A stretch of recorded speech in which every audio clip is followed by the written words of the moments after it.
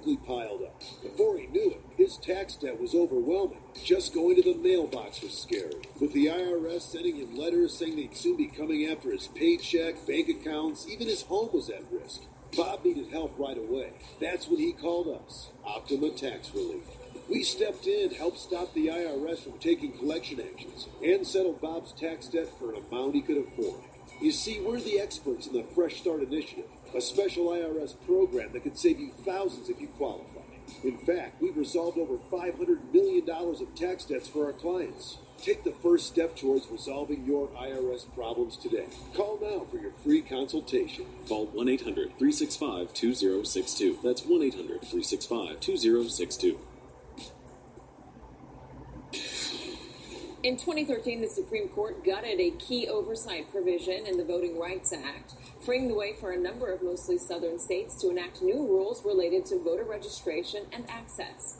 Following the decision, the state of Georgia has purged more than 1.5 million voters from the rolls and utilized the so-called exact match program, which claims to prevent fraudulent voter registration. Nearly two-thirds of the potential voters rejected through that program were black.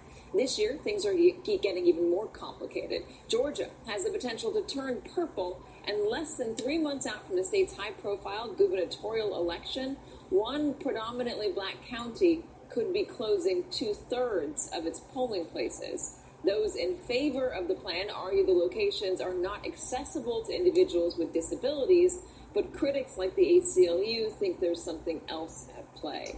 Joining me, political reporter for the Atlanta Journal-Constitution, Greg Bluestein, and Deputy Director of the Democracy Program at the Brennan Center for Justice, Myrna Perez. Guys, welcome so much. First, I do want to start in talking about what exactly is going on down there and what exactly, why it's happening right now. Greg, in your reporting, why is this coming up less than 3 months before the election? Yeah, this is a predominantly African-American county in southwest Georgia with about 7,000 voters. All 9 of these polling places were open in the May primary and the July runoff. But just this past week, there were 2 what they call courtesy meetings from the county to talk about closing 7 of these 9 locations. They say it's a cost-cutting move, and because those 7 other locations that are on the chopping block are not accessible to people with disabilities. So that's their reasoning for trying to close these polling places down. And this is a majority black county. You have Stacey Abrams running against Casey Cagle for governor. Right now she's 2 points. Brian Kemp. I'm sorry, Brian Kemp. Sorry. Right now she's 2 points down from Brian in the polling. Is there concern that closing these sites, Greg, is going to negatively affect Stacey Abrams? Yeah, well, Stacey Abrams' campaign is built on trying to energize voters, many of the minorities who rarely cast ballots in these sort of midterm elections.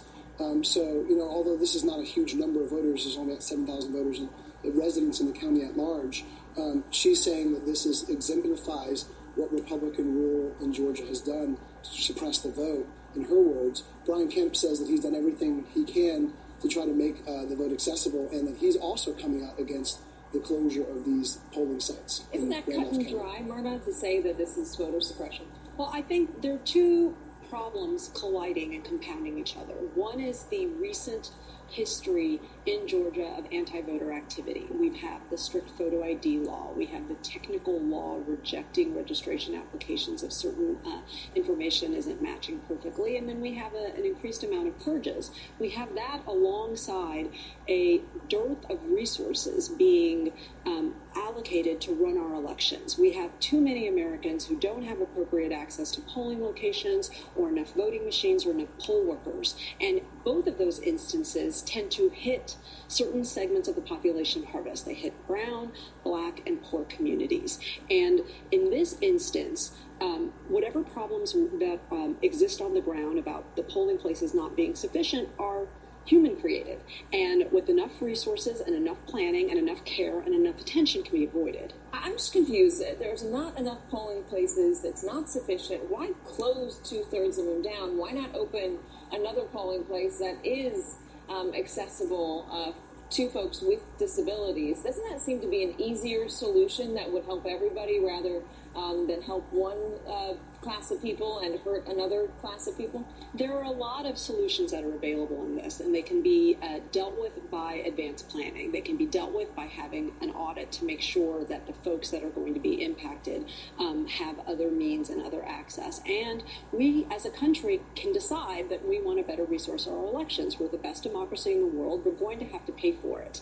And if we want to avoid problems that we've seen in the past, like long lines, like voters getting frustrated, like being unclear about what the outcome is on Election Day, we need to make sure that our elections are being run smoothly. Greg, the voters of this county, in a conversation I had with Myrna a moment ago, voted for this. They voted to make this change.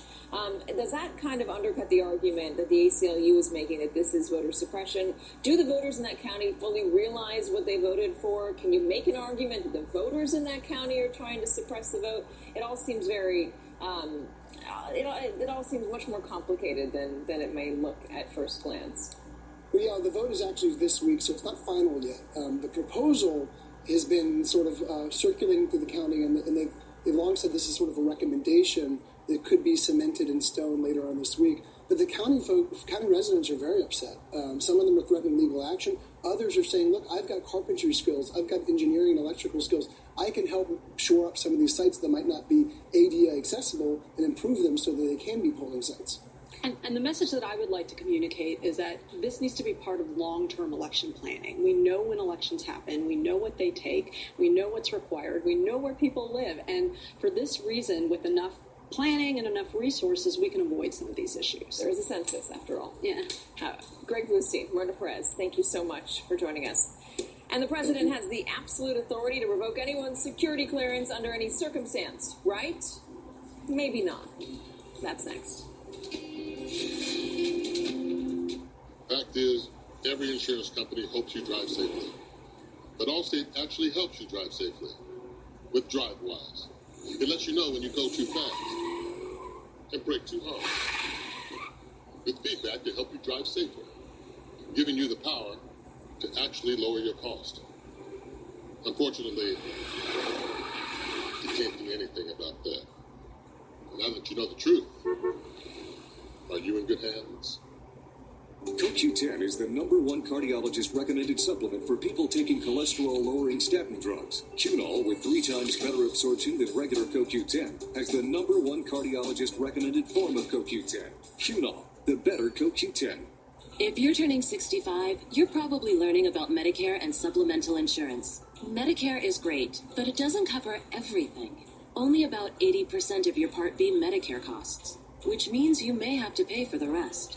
That's where Medicare supplement insurance comes in, to help pay for some of what Medicare doesn't. Learn how an AARP Medicare supplement insurance plan, insured by United Healthcare Insurance Company, might be the right choice for you. A free decision guide is a great place to start. Call today to request yours.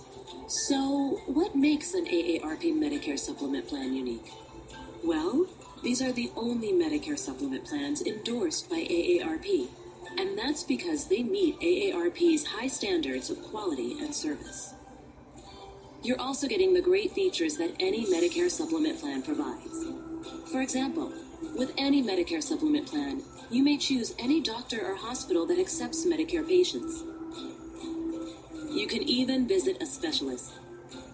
With this type of plan, there are no networks or referrals needed.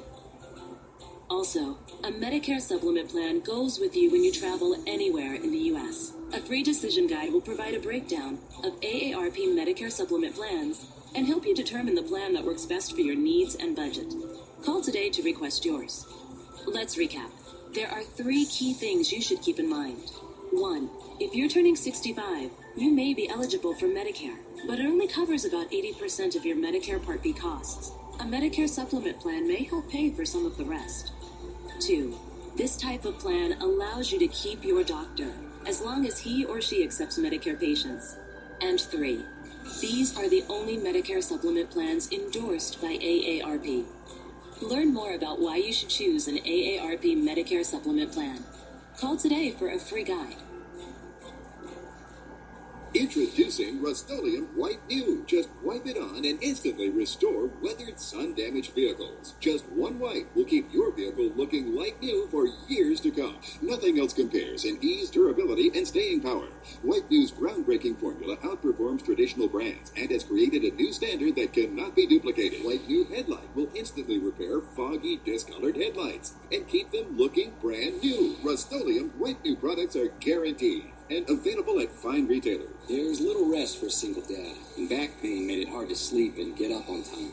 Then I found Aleve PM. The only one to combine a safe sleep aid plus the 12-hour pain-relieving strength of Aleve. I'm back. Aleve PM for a better AM. This morning on Twitter, the president ramped up his attacks on former CIA Director John Brennan, the Mueller probe, and the intel community, just as more than 175 former government officials signed onto a letter condemning his decision to revoke Brennan's security clearance. Over the weekend, they wrote in part that our country will be weakened if there is a political litmus test applied before seasoned experts are allowed to share their views.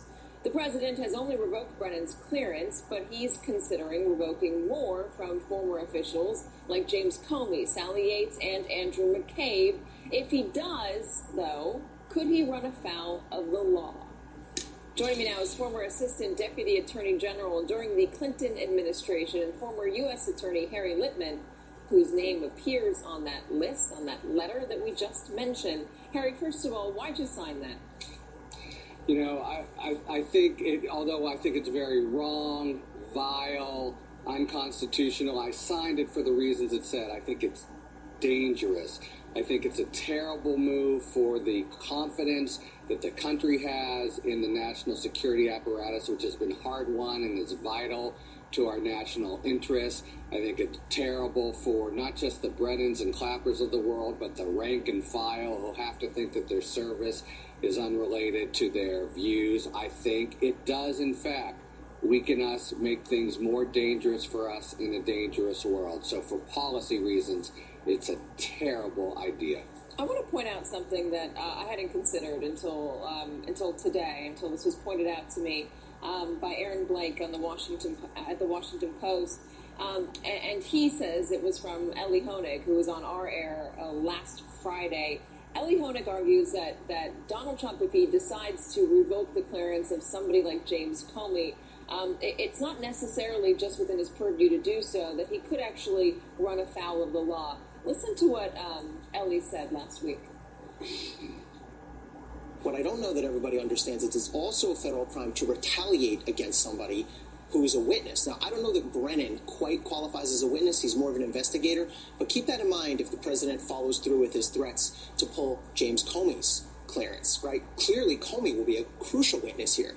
And it is a federal crime, 1513, if anyone wants to look it up, to retaliate against someone for providing truthful information to law enforcement. We did look it up. Here's the statute. Again, it's section 1513E. Whoever knowingly, with the intent to retaliate, takes any action harmful to any person, including interference with the lawful employment or livelihood of any person for providing to a law enforcement officer any truthful information relating to the commission or possible commission of any federal offense, shall be fined under this title or imprisoned not more than 10 years or both. So what do you think of that? So, it's an interesting theory. Ellie and I have spoken about it. The difficult factual question for someone bringing it would be, is this the reason why Trump was acting? More clear with Brennan. Is it just a war of words, or does it have to do with his being a witness? One thing I think about it is it's unlawful as the day is long without recourse to 1513. It's just a flat-out violation of due process and the First Amendment. It is no different under the Constitution than if he yanks his security clearance because he's a Muslim and he doesn't like Muslims. The reasons matter.